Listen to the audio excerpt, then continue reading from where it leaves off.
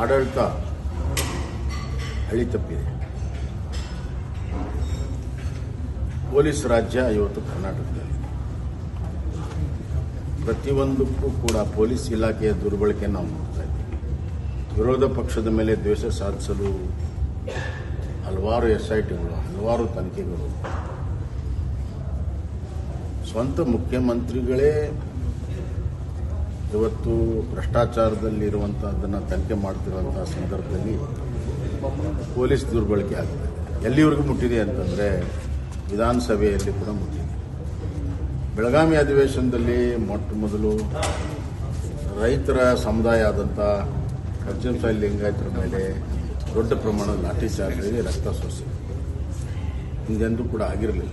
ಹಲವಾರು ಬಾರಿ ರೈತ ಸಂಘಟನೆಗಳು ಹೋರಾಟ ಮಾಡಿದಾಗ ಇದೇ ಪಂಚಮಸಾಲಿ ಹೋರಾಟ ಮಾಡಿದಾಗ ಕೂಡ ಆಗಿರಲಿಲ್ಲ. ಇಲ್ಲಿ ಪೊಲೀಸರ ಬಳಕೆ ಭಾಳ ಒಂದು ರೀತಿಯಲ್ಲಿ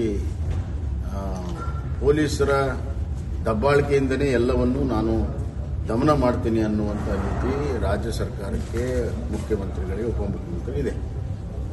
ಈಗ ನೋಡಿದ್ರೆ ನಿನ್ನೆ CT ರವಿ ಅವರ ಬಂಧನ, ಸದನದ ಒಳಗಡೆ ಆಗಿರುವಂಥ ಘಟನೆಯ ಬಗ್ಗೆ ಅಲ್ಲಿಯ ಸಭಾಪತಿಗಳು ನಿರ್ಣಯ ಮಾಡಬೇಕು.